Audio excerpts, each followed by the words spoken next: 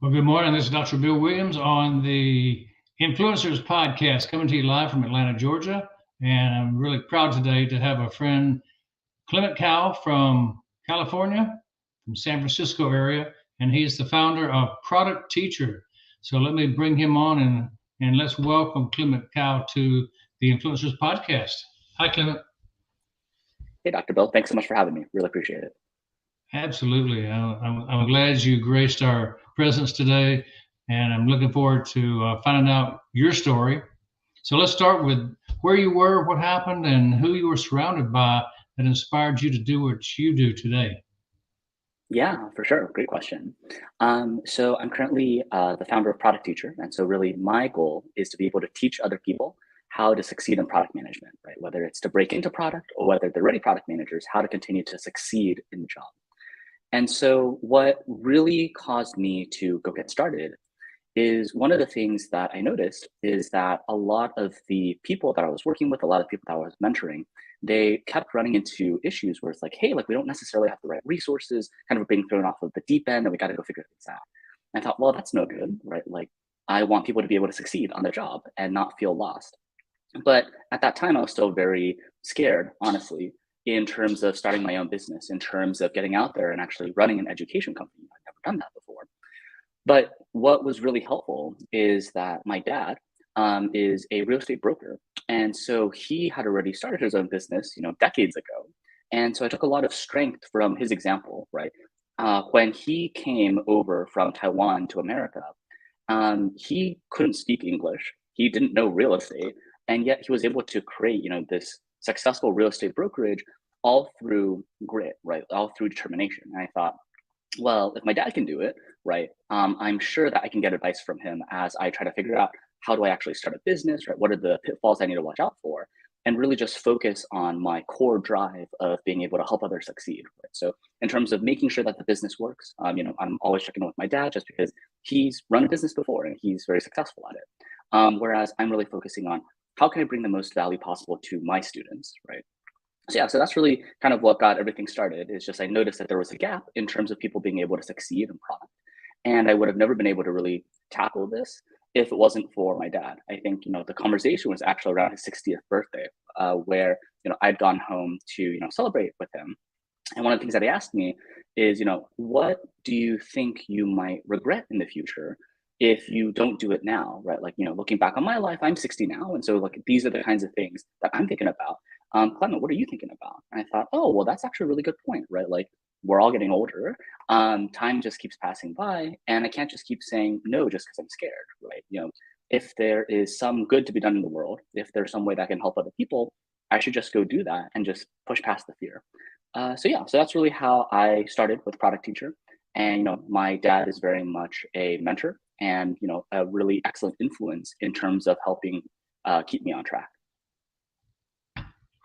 Well, it sounds like you got a great piece of advice. And with every success, there has to be a springboard, I know. And perhaps you have a failure story that you learned from, and then you were able to recover to do what you do so well. Yeah, for sure. So I think one of the things that and it's not so much like a single instance. It's actually like it was a pattern of failures that happened that caused me to rethink the way that I'm approaching things. So one of the things that Product Teacher does is we help companies, right? Like we help product organizations train their entire teams of product managers, right? We do that through live workshops. And one of the things that I was very worried about at the time is hey, I really want to make sure that I'm doing like custom pricing packages because different organizations have different needs, right? And so I want to make sure that I am setting a price point that makes sense for their budget. But I had actually worked with about 3 to 4 different customers, right? Kind of working through all of the different, here's the curriculum and here's the time and kind of here's all of the different stuff. And then when we got to pricing, it was like, hey, Clement, like what can you, how does all of this break down? And I couldn't give them a clear answer, right? Because we were kind of going around in circles of, okay, well, how much budget do you have allocated to learning and development and kind of what's the return on investment they're looking for, et cetera. And all those conversations stalled out. And so I thought, well, this is really not working because, all of these people, they were so close to the finish line, but they weren't able to get what they needed from me because I wasn't clear enough at the start. And kind of the reason why I had been so hesitant is because I wasn't willing, I think, to put a clear worth on myself, clear worth on what the business can provide. And honestly, I was scared of losing customers by sharing too much information up front. I think one of the things that was really helpful was reflecting at the end of 3 to 4 consecutive failures, or like this had happened repeatedly. I thought, okay, well, look, whatever it is that you're doing right now, right? It's not working. It's counterproductive. Let's take a different tack instead, right? Like, why don't we just say, this is the super transparent, here's how everything works, right? Including all the prices. And for the people who find it valuable, they'll come to you. And for the people who think, hey, the price point doesn't really make sense, that's okay. They're probably not a good fit anyways, right? And so I think one of the paradoxical things is that by being more targeted and by being more upfront and by being okay with losing potential customers, by getting rid of like customization, that actually helped us be able to serve a lot more customers. I think people were able to very clearly see, oh, okay, this is the way that training works, and here's the value that we can expect from it, and here's the business case. And if it doesn't make sense, well, it's not a fit, and that's okay. Like, no harm, no foul. So that was one of the things that I think was really difficult to struggle through early on, right? I think I burned maybe 3, 4 months working through all of these different, custom pricing things. And every time we got to like the critical conversations, it all fell apart. It's just, look, let's just get the hardest thing out first, right? Like, this is the pricing, everyone can see it, right? If it doesn't work, email me, we'll figure out something. But that's the pricing, like that's just how it works. And that has really paid dividends. And so, for folks trying to draw lessons, I think, worry less about trying to keep every customer and focus more on how do I really make sure that, a very particular set of customers really succeeds with me, or a particular audience really succeeds with what I'm providing through influence. And by getting those folks to really succeed, you actually find out that you're going to earn a lot more customers that you couldn't have possibly earned in the past, right? And so I think that was a really powerful lesson for me.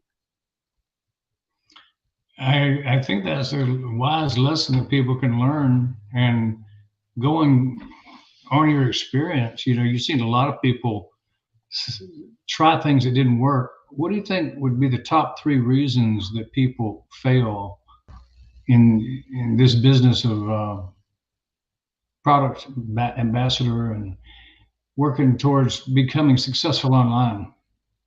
Yeah, for sure. Good question.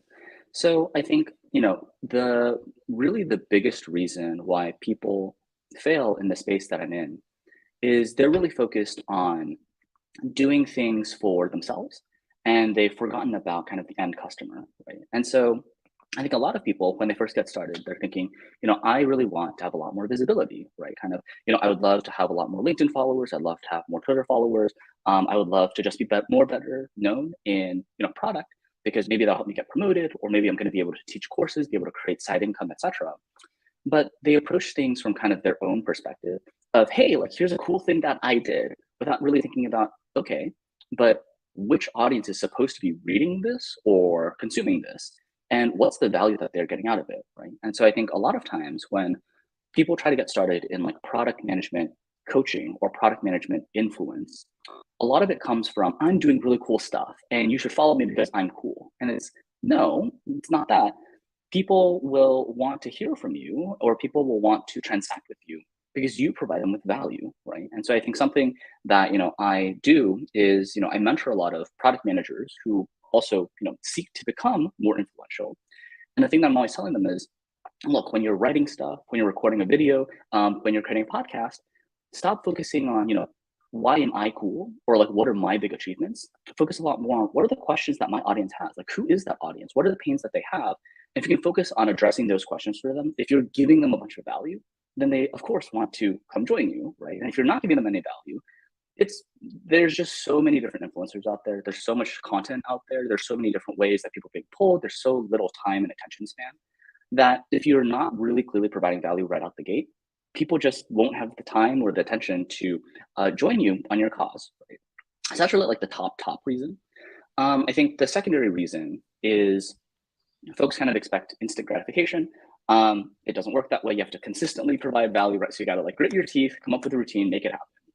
And I'd say probably the third thing is kind of related to the second, of like not just like gritting your teeth and getting it done, but also just like emotion management, right? Like it's gonna be rough the first couple of times. You just gotta get over the fear, right? You just gotta ship it. You just gotta make it happen, and then learn from your mistakes and be totally comfortable with having mistakes in your first set, and just commit to learning from them, right? So again, kind of top three is make sure you know what value you're providing for what audience, right? Prepare to grit your teeth. It's gonna take time and effort, and just ship it. Like, don't wait for perfection because then you're not going to learn from it. So yeah, those would be the top three. Sounds to me like, Clement, you've got the answer to a lot of problems solved for people who will actually listen to your advice. So kudos to you for that. Let's go through a lightning round now and give me 10, 20 seconds on each of these interesting questions that come up. Like, what motivates you internally? Yeah.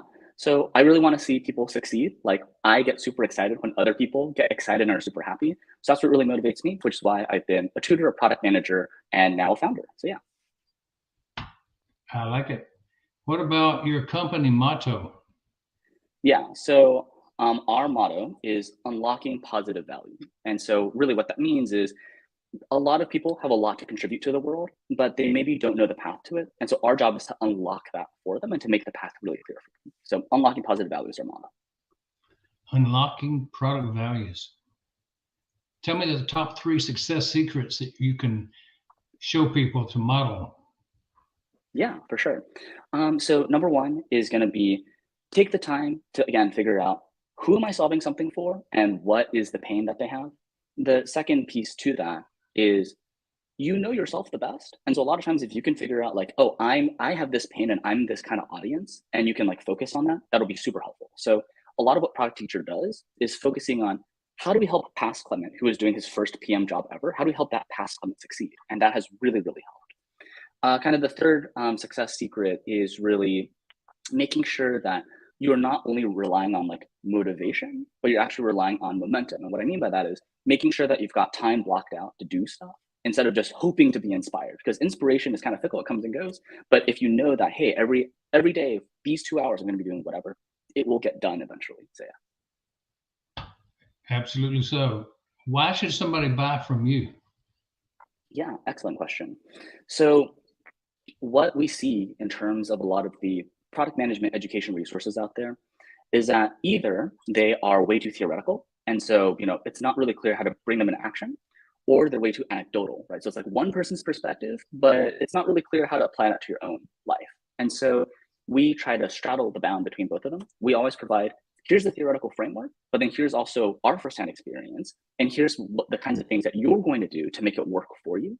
And so we explicitly tell people this is the kind of advice that you should ignore from us in these situations because X, Y, Z, right? So we're really focused on making our advice super targeted, super practical, so that people can actually use it, right? We're not really interested in buy from us. We're a lot more interested in we want to see you succeed, and so we're going to give you as much advice as we can. So tell me about your clients. Now, who would be the ideal client? Yeah, for sure. So we serve both individuals as well as organizations, right? So in terms of individuals who we help through one-on-one coaching, as well as through our recorded on-demand classes, our ideal client is someone who is willing to put in the work, right? Someone who is reflective and really thinking, I want to be a better product manager, but I'm not really sure how to do that on the job, or I don't really know like what resources are out there. But they're also understanding there are no like easy shortcuts. It's all about here are some patterns that can work, and then here are the ways in which we're going to put into our own lives, right? So someone who's committed to their own growth and is going to put in the time and effort. That's kind of the ideal client that we work with on the individual side, and kind of they get a lot of results from us. From the product organization side, it's a lot more. We've got a team of star players, but all these folks have different skills, and like sometimes it just makes interacting with customers or interacting with internal teammates a little bit difficult. And so we want to standardize it and make sure that everyone's got kind of minimum baseline skills kind of across the key things. And so we really help to bring that up to speed, so in that way they can work a lot more effectively. Yeah. So then jump into the next question, which is how do you find the ideal client? Yeah, for sure.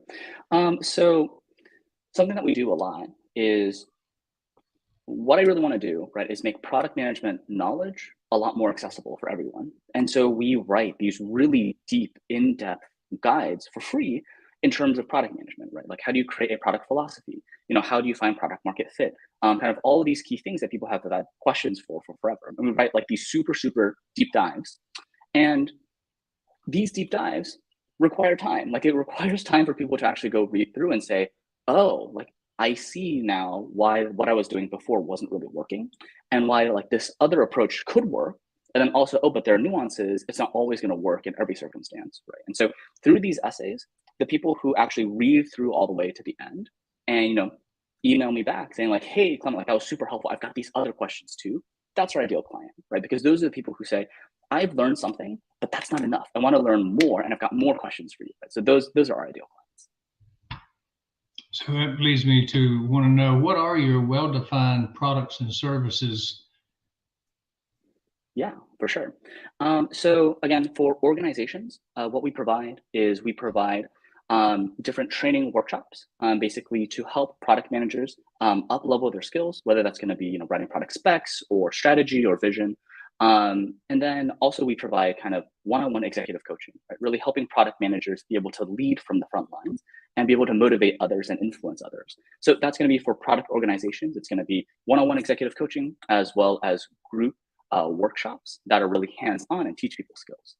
For individuals, we of course also provide one-on-one coaching, and then we also provide all of these different on-demand courses. So whether you want to improve your resume, whether you want to improve your PM interviews, or whether you want to upskill kind of the toolkit that you have on the job, we have all of these different pre-recorded courses that you can take on your own time. And the value of these is you don't need to wait for someone to open up a course for you. It's just always there, and it's always there even like 5 years down the road. So if you ever need to revisit stuff, right, you can always jump back into the course that you've already bought and be able to refresh your memory and learn really quickly. So those are our offerings, and we designed them all to be flexible and actionable. It's really kind of the goals that we have in mind.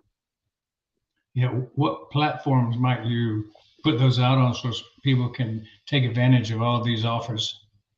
Yeah, for course sure. Content mainly.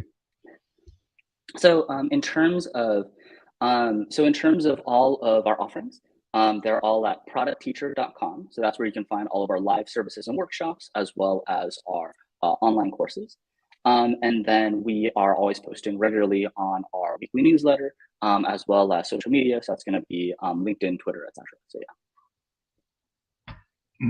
Now you probably do have some competition. So how do you crush them? Yeah, fantastic question. So something that I've found to be really valuable is go deep, right? Like, really think about what is the pain that someone has, and then you solve that pain with whatever you're offering. But then as soon as you solve it, they're gonna have some other pain, right? So it's, I don't know how to come up with a strategy. Okay, well, here's how you come up with a strategy. And it's like, okay, I have a strategy, but then the next pain, obviously, how do I convince other people that it's a good strategy, right? So then I also tackle that. It's like, oh, well, now I've convinced other people, then how do we actually make it happen? So like, oh, well, here is the way that you make it happen, right? And so the way that we crush our competitors is we're always going multiple steps above and beyond, right? Like, we don't just answer people's questions, we answer the question behind the question and the question behind that question, right? So we're really making sure that people are set up to succeed in the long run. And we're not here to make a quick buck. We're really here to help change the trajectory of people's careers for the better. So that's really how we crush our competition, right? It's very much a slow going, right? It's not as buzzy as, hey, here's like a really big bang launch, or like, here are all of these, famous brand names to listen from. But what we do is we go really deep, and the people that work with us get a lot of value, and they kind of, through word of mouth and referrals, that's how we continue to grow our client base and knock out the competition. Do you find that you get a lot of objections as you go through and work with people? Yeah, of course. With any business, there will always be rejections, right? And the way that I see rejection is not, this is a personal thing. It's not a, hey, they hate you or they hate your company. It's a lot more, you didn't have product market fit, right? These people have some set of pains, and whatever it is that you did, you didn't address them well enough, or whatever it is that you're offering, they don't really see how it relates to their needs, right? Maybe they think, oh, well, this is going to take me too much time, or like, oh, well, there aren't any easy answers here, or hey, I just want to listen to someone who came out of Harvard and you're not from Harvard, right? And so it's okay. It's just that some people have different purchasing criteria, some people have different preferences, and that's okay. Like, that's not a problem, because we really want to focus on, for our customers, how do we really help them succeed? And if you want to join us on this ride, we'll help you succeed too. And if you don't want to, we're not going to pressure you. And no harm, no foul. More than happy to have you go on your way. So that's how we handle rejections. It's very unpersonal, right? It's very much not like, hey, I've screwed up. It's a lot more, hey, this audience didn't seem to connect, and that's completely okay. We've got something to learn from that. And we got to decide, do we want to go after that audience, or does it make more sense for us to double down and focus on our own core? So yeah. Well, there's always the angry client. How do you handle those guys? Yeah, fantastic question. So the way that we see it, right? Our success is based on their success. If they're not succeeding, then it means that we've done something wrong. And so we always say that, for all of our individuals, right, where we're providing them with coaching and with courses, we always say, look, everything comes with a satisfaction guarantee. If you did not find this to be valuable, just refund it. And we're not going to ask you any questions because we get it, right? And so we don't want you to put your money on the line if you're not going to get value out of it. We don't want to be taking money from you if you didn't find it valuable. We care a lot about you. From an organizational perspective, right? I think a lot of times when orgs get angry, it's because there maybe were some unspoken expectations that we didn't understand from them, right? And so when they're angry, we always want to say, hey, the emotion is always very valid, right? We never want to say no, we're not going to listen to you, right? We always want to listen. We always want to understand what is that pain that we accidentally missed, or what is that gap in expectations, and how do we really try to figure out how to work through it in a way that's going to help them out, right? We really want to make sure that they're set up for success, even if it means that on our side we're going to take a short-term hit, and that's completely okay, right? So we're really in the business of let's make our customers go above and beyond in terms of succeeding. Even if it takes more time from us, or even it takes more effort, we really want to make sure that our customers succeed, because ultimately our customers are the ones who help us find more customers, right? And so if they're not happy, then we're not happy. And so we actually love it when people come to us and say, hey, Clement, I don't like the way you did this thing, or hey, Clement, these different things didn't work for us. I want to work with dissatisfied customers and to understand what are those pains. And when they're vocal, we can work through it. If someone just buys something and they just kind of leave and they don't do anything with it, that's the scariest thing for me, right? Because I don't understand why it didn't work for you, and I really want to help you succeed. As if they buy it, right, and they throw negative reviews out in the world, it's, hey, I'd love to learn what happened and how do we make that better. So that's really how we think about working with dissatisfied or frustrated clients, for sure.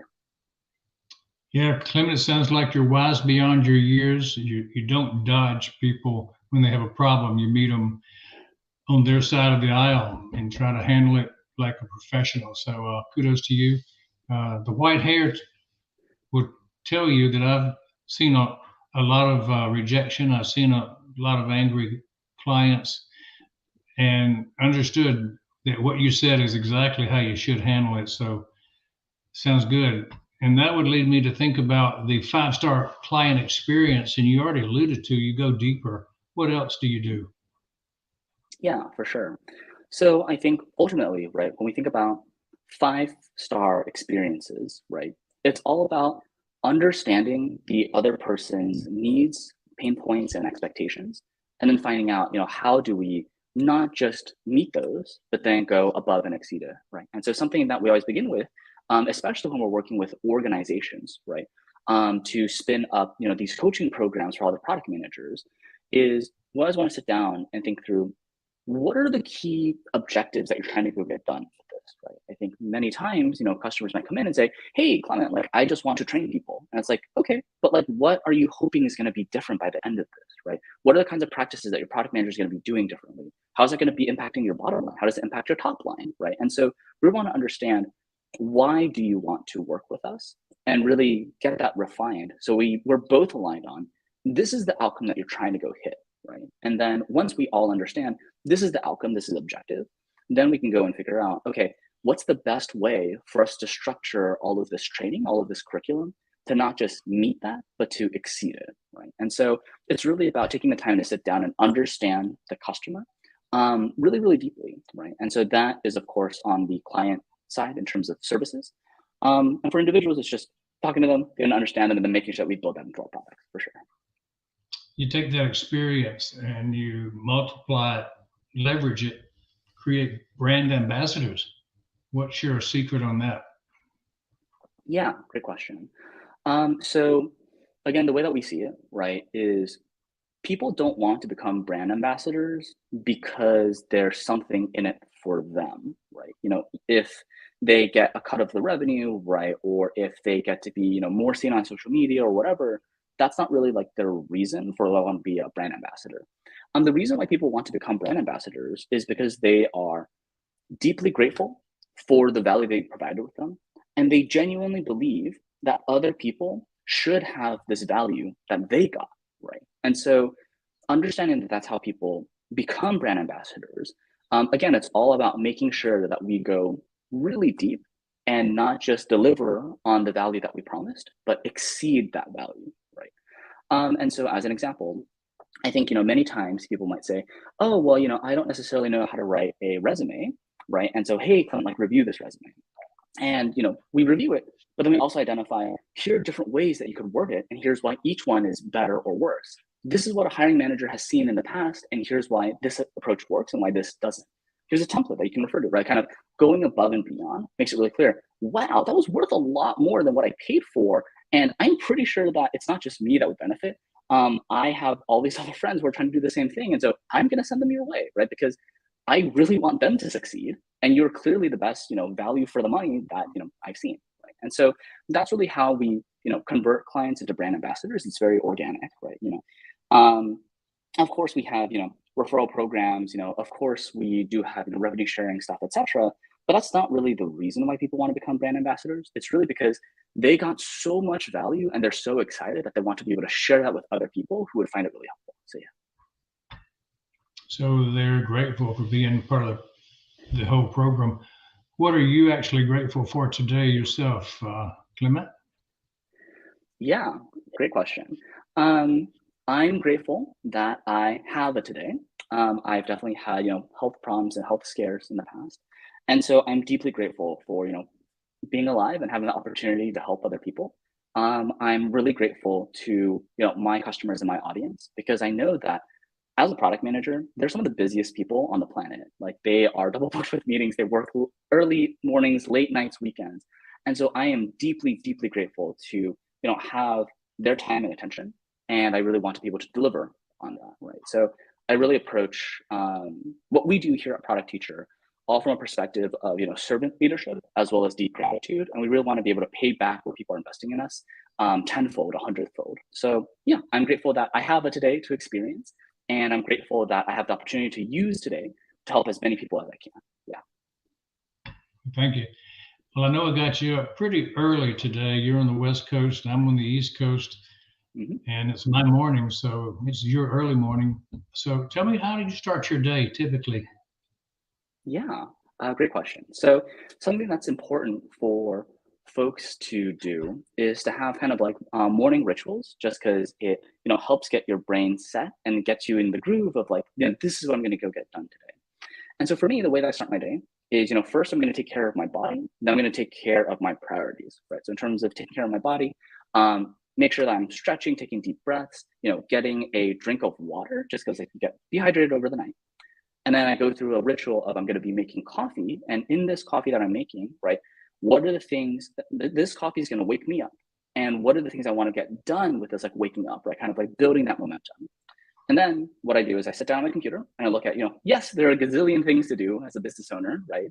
And I'm very ambitious. I want to do as much as possible as I can for everyone. But we have limited time. So we got to pick what are the top 3 things that make today successful. And if we get them done, we're good. And if we do other stuff that aren't these 3, we're not good, right? And so really being intentional with here's the direction that today's going to run in, and setting those top 3 priorities really gets my day started. And so that whole ritual just takes maybe like 15 minutes, right? Stretching, deep breathing, going and getting coffee done, and then, writing things down. And like having those top 3 priorities takes only about 15 minutes, but having those 15 minutes makes a significant difference from not. Like I've definitely had days where I'm lazy and I don't do it, and that whole day just completely suffers. Right? And so that's why I try to stick to that routine as much as I can. So tell me your plan to achieve your goal. You have a long-term goal? Yes, I do. The way that I see kind of the long-term goal, right, is I think there are a lot of different programs out there where, they're super duper expensive for product managers to take, And they also require a lot of time and they're not super flexible, right? And so what we want to do, right, is want to be an affordable and accessible alternative for product managers anywhere in their careers, right? Whether they are a college student or high school student, or whether they're a head of product, right? And like that is of course a very big undertaking, right? Like there are all these different universities, there are all of these different consulting firms, there are all these different educators, right? Kind of who are we to take that on? But the way that we see it, right, is we have very clearly defined these are different customers and here are their different pain points. And so we're going to go tackle what's the biggest issue that they've got and address that. And we find that by addressing that issue, right, we gain their trust. And then that way we can launch the next thing that comes up. And so, to bring that more clearly, when we help people succeed with their resumes, they get interviews, right? And then when they get interviews, they say, oh, well, we don't know what to do here. So then we help them succeed in the interview. Then they get the job offer. When they get the job offer, then it's okay. Well, how do you decide between your different job offers? How do you negotiate that? And once they have that, they're in the org. How do we get you promoted? And then once you're promoted and you're, working with all these different product managers who report to you, how do we help your product managers succeed so that you succeed and you continue to rise the ladder and deliver value to your investors and your customers, right? And so the way that we see it, it's all a flywheel, right? We want to make sure that for the people that we work with, that they know that we're in it with them for the long run, whether they are exploring the start of their career or whether they are towards the kind of the top of the mountain and they want to be able to jump on top of the next mountain. That's really our plan, right? Is making sure that what we're doing solves the pain for that customer, but then also having clarity into what's going to come next for them and making sure that we've got something ready for them as soon as they need it. So yeah. Sounds just like you have people jump into a decision tree, create a funnel for their success, and go until you can't go any further. How would you feel if you can't achieve your goal? How would I feel if I can't achieve my goal? And that's a great question. So I think there's a difference between business goals and the impact that we make in the world, right? And so, to be transparent, the goal that I've set is very ambitious, right? It is something that would be, honestly quite ridiculous for someone to be pursuing. But I believe in it. And I think that, we can do it. But even if we miss that goal, which again, there's a very high probability that we could miss it just because we're working in, a very fractured industry and there are so many different, there's so much confusion and resources out there and whatever. We're really focused on how do we create the most positive impact that we can, right? Kind of goes back to our motto of unlocking positive impact, right? We want to be able to help as many people as we can. And so even if we miss our goal, right, even if we don't have, this robust alternative education system for product managers, right, even if we're not product management university or product management resource or hub or whatever, as long as we help people, that is what gets me eager to wake up in the morning. And that's what lets me sleep really well at night, right? It's really making sure that I've helped people through product teaching. And so, I think even if we miss the goal, I wouldn't be terribly heartbroken because I know that from all the customers that we work with, right, people from, big companies like, Google, Amazon, Microsoft, Facebook, as well as people from, really small startups, right? If we can help these people succeed and we help them build better products in the world, then the world's gonna be a better place, right? And so that's what we've been really focused on. And so that's kind of like the thing that I care about a lot more than the goal. The goal just simply helps to structure everything so that it makes some sort of sense. But ultimately, it's all about how do we help people succeed. So Clement Kao, the CEO of Product Teacher, comes upon a challenge that life throws at him. How does he overcome this big challenge? Yeah, for sure. So the first thing I want people to realize is that everyone is human. Even the most astounding leaders in the world are all human. And so it's okay to feel negative emotions and it's not okay to just run away from them, right? And so say that something pops up, right? Let's make this more real. Say that, I have another health issue that's come up because that does happen, right? Like that's a big issue. And, when I have a health challenge that comes up, it means that, my personal life is not as great and I'm not able to devote as much into the work that I'm performing, right? And that's really frustrating. And I feel a lot of negative emotions, but I'm not going to run away from them, right? Let's acknowledge that these emotions are there, but also don't let them take over, right? And so, do I feel frustrated when I hit a challenge? Of course, right? Like I'm human. But what I really want to make sure is I acknowledge that these emotions exist, but I don't let them take over. And by making sure that I do that, by making sure that I'm taking care of my own emotional needs, then I can actually go and be rational, right? Then I can go and say, sure, there's a challenge, but what is the possible worst case scenario of this challenge, right? Like it's not as big of a disaster as you think it is. And then let's just come up with a plan, right? Because the thing that I've personally found to be very true is if you're running into a challenge, right, and you have the ability to take action to overcome it, then there's no point in worrying because you have all the levers. Like you've got all the chips, you've got all the cards in your hand to go make that challenge less bad.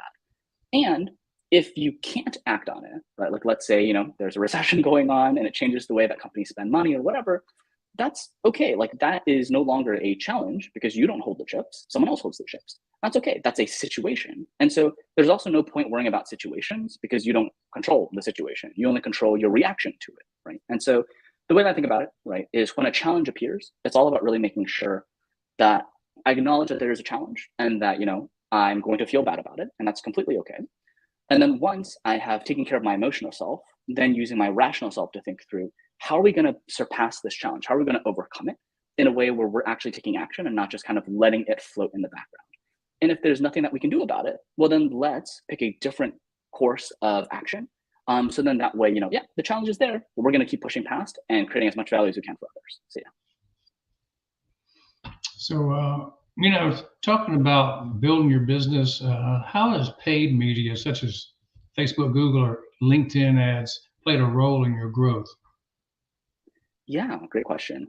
So I think in terms of paid digital media, it's helpful for your growth only if you know who your audience is, right? I think very early on when we were just getting started, we of course experimented with digital media and in terms of paid digital media ads, and it didn't really resonate because we hadn't really solidified, this is who we are, this is what we do, here's what we provide for this kind of person, right? So kind of because it was also scattershot, we didn't really see a lot of conversion. But now that we have a lot more clarity in terms of this is our brand identity and this is the value that we provide for these people, we've seen that conversion is a lot clearer and that growth is a lot smoother, right? That said, anytime you're investing in something, you always want to look at the return on investment for it. And so there is definitely, you can definitely spend too much if you're not being thoughtful about it and you don't get the return that you're looking for, right? Because, your audience is only going to be so big at some point. And if you spend more than that, right, you're going to be reaching people who don't necessarily resonate with it, right? So it's all about being really judicious about how you're leveraging that paid digital media. Now, do you find that you're particularly using these techniques, these ads for your company, or do you actually recommend that for the people that you teach to be brand ambassadors and product managers? Yeah, great question. So in terms of paid digital media, right, kind of we use some of it, right? And so we've found that Google and LinkedIn have been kind of more helpful than the Facebook set just because of our particular audience. Right? I think when people are on Facebook, they're not really thinking about their careers. And so like we've tried Instagram ads, they don't really work for us just because again, like we are a professional offering, right? We're not like a lifestyle offering. Right? And then in terms of working with the product managers that we coach and teach, etc., we of course teach them that you can go the paid route versus the organic route in terms of acquiring users and in terms of converting them and in terms of solving their needs and kind of broadcasting. This is how our products are going to make your life better. Right? And so I think we definitely do teach in terms of here's how to think through leveraging these, but we don't necessarily provide the recommendation one way or the other of you definitely should use it or definitely shouldn't use it. It's more so when you think about it from a balanced portfolio, what are the things that are going to help you reach the kinds of users that you want to reach and help them understand the value they're going to provide for them. So not sure if that answered your question, but that's how I think about it. Yeah. Yeah, I've always been one to dig into the KPI, key performance indicators, and management by statistics and things like that. So I'm always interested in people's experience. So based on your experience, what percentage of revenue do you recommend investing in paid digital media? Yeah, great question. And so of course it depends on the kinds of products that you are launching as well, or the kinds of audiences that you want to serve as an influencer, right? And so, if you are working with a heavily digital clientele, you definitely want to up the percentage. And if you're tackling things that are, a lot more offline, or where people aren't making their purchasing decisions or their lifestyle decisions online, then you want to kind of scale that downwards and kind of focus more on word of mouth and focus more on paid offline media, right? But speaking to how we generally think about it, right? Kind of in our space, we think about 10%-ish of revenue is generally a good benchmark. But the thing that we want to always caution against is just kind of blindly sticking to a 10% number. The reason why is because if you're like a really, really tiny org at the very beginning and you don't have any brand awareness, right, and you don't have a lot of revenue yet, sometimes you have to spend more than 100% of your revenue so that you have a funnel to draw in the future, right? Kind of, you can't just say, oh, 10% of $100, because like, how many ads are you going to be able to run?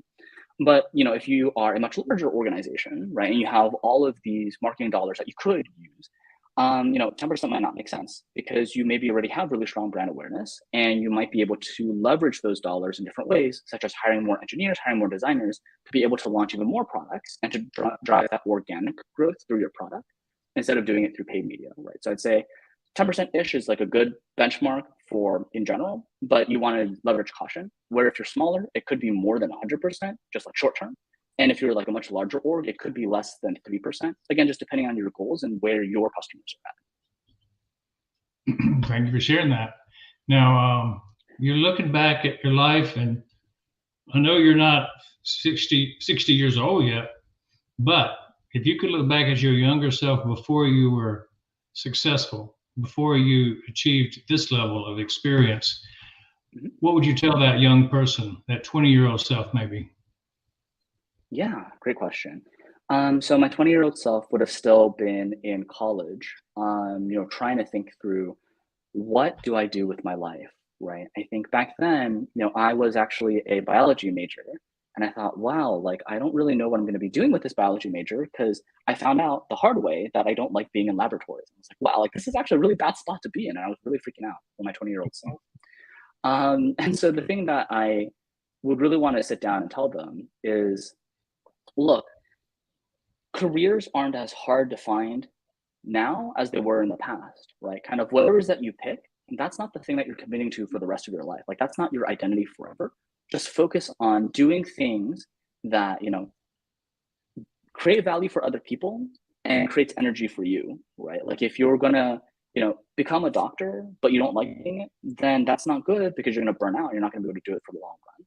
And if you do these other things where like maybe you're really excited to do them, but you're not making other people's lives better, then it's not really going to work out in the long run. And so really just think about, what are the things that people find really valuable when they're talking to you, working with you, and go figure out what are the things that excite you and go do that, right? And don't worry about whatever career you pick, because you'll get there. You will live for some time, and so you've got more career choices to you. Don't be afraid to make a pivot every 2 to 5 years. Whatever you pick now is not going to be permanent. So yeah. Got it. Well, your vision seems very clear, and you want to improve the world based on what you told me about you and your dad. You talked with him about what you wanted to do and go from that point. So why is your vision of being impactful important to you? Yeah, great question. So again, kind of when I was much younger, I had multiple health issues. Some of them were life-threatening. And so I think I realized early on that I'm not going to be around forever, right? Like, I'm going to pass away someday. And when I pass away, right, humanity is going to continue. And kind of my what's it called? The way that I see it, right? Like, if I kind of was here and then I lived life, but I didn't do anything with it and I left, I think that would be really tragic. I think that would be really sad. Whereas, even if I left, and if I was able to help out humanity, if I was able to make other people's lives better, even if they didn't know it was me, or even if they no longer remember that was me, I don't care, because I left a difference, right? And so that's why I care, because I know that life is not a guarantee. You're not going to be, something I tell myself repeatedly is like, you don't know if you're going to see next week, right? And so like, you just have to do the best that you darn can, because you're not going to be around forever. And so, of course, make sure to take time, enjoy life, smell the roses, etc. If you don't, you're going to burn out. But also don't just sit there and be paralyzed with fear. Make sure that you're doing something that you're going to be proud of, even if people don't remember you, because that's how the world improves over time. So yeah. But if you were remembered, what one thing would you want to be remembered for to top it all off? Yeah, great question. The one thing that I want to be remembered for is he listened, right? I think something that people find difficult, especially in product, is just like, there are all these different challenges that are coming at them. And sometimes the most important thing that you can do is just to take time to listen to other people and to let them feel validated and to let them feel like, hey, I'm actually here in the world and there are people who are rooting for me. Right? And so what I want to be remembered for is he listened. And whether those are, my organizational clients, whether those are my individual clients, whether they are my mentees, whether it is my own family, he listened is what I want to be remembered for. Well, that's been a really good webinar experience podcast with you today, Clement. And I want to know how we can support you, or maybe we can get your message out. What are some links to you that people can contact you to access some of your online content, your courses, your management? Tell us about that. For sure. Yeah, for sure. So everything that we do is at www.productteacher.com. And so, of course, we have a newsletter that's completely free to sign up for. But again, we have all of these, live services as well as on-demand courses to help people on their careers. And if you're looking to kind of grow a group of product managers, because you're a product leader, then don't hesitate to reach out. Right? Like we are more than happy to design something that works for you. In terms of being able to support, I think one of the things that people don't necessarily realize is a lot of people are going to be jumping into like the creator economy, the influence economy now. And so just know that it's not a lonely road, right? Like even if you feel like, oh gosh, like I'm kind of doing this all alone, don't feel that way, right? Kind of I'm here and my mission is to help. And so, if you as an influencer are trying to figure out, how do I actually figure out my client base, how do I figure out what to launch? How do I make sure that I create something that scales and is not always bottlenecked on my time? Reach out, right? And I'm more than happy to figure out something that can work. And so kind of like the side gig that I do, I guess, is I've definitely helped some, earlier stage influencers and earlier stage entrepreneurs be able to figure out, oh, this is my offering, right? And so if you need help with that, don't hesitate to reach out. So yeah, so again, kind of for Product Teacher, our core focus is we really want to make sure that product managers succeed, but we realize that we're part of the creator economy too. And so we want to be able to help out wherever we can. Tell me, what would you say about your experience on the show today? Yeah, so deeply grateful, deeply humbled. I think, today you asked some really, really great questions that really made me reflect and, have a deeper appreciation for this is the kind of work that I want to be doing with my life, right? And again, it doesn't have to be forever, but it's something I want to be doing right now. And so, I think the show's been well designed to help provide, both motivation as well as actionable advice. I think you gotta have both, right? If it's only just advice, people won't do it. If it's only just motivation, people won't do it. You gotta have both. So yeah, like really appreciate all of the thoughtful questions and the format. So thanks so much for having me on. Oh, you're sure welcome. Thank you for being here. I'm gonna give you the last word. Yeah. In terms of my final thoughts, ultimately, whether you're a product manager, whether you're an influencer, whether you are kind of working for a corporation, whatever it is that you're doing in the world, wherever you are in your life, focus on creating value for other people. Because when you create that value for them, you can then capture that later on, right? When you help other people succeed, then they want to help you succeed. Right? And so that's really what I think is the most important. Whether you're a college student, whether you are an early stage entrepreneur, whether you are a late stage, product leader, always focus on, first, we're going to create value for other people. We're going to create value for our audience, our customers, our clients. And then once we create that value, then we can figure out how to capture that for ourselves, whether it is better brand visibility or whether it is revenue and profits, etc. So yeah, just go out there and figure out who's their customer, what's their pain, and how do we create value for them. And by doing so, you're going to be set up to succeed and have a fulfilling life. So yeah. Well, there you have it. Clement Kao, product teacher, extremely bright young man who has put together a program to help brand ambassadors, product managers all around the world, and he's got content that is valuable and useful. So I encourage each of you to look into his offerings and follow Clement, because I think he's a man on the rise. He's going to do well and set the pace for a lot of brands to be very successful. So thank you, Clement, for being on our show, and thank you, audience, for being with us. Be sure to comment, like, and subscribe, share as you wish these broadcasts, because we're coming to you, and everybody's a winner when we all learn more about who's the influencers in the world today. This is Dr. Bill Williams on the Influencers Podcast, live from Atlanta, Georgia, saying we'll see you on the next broadcast.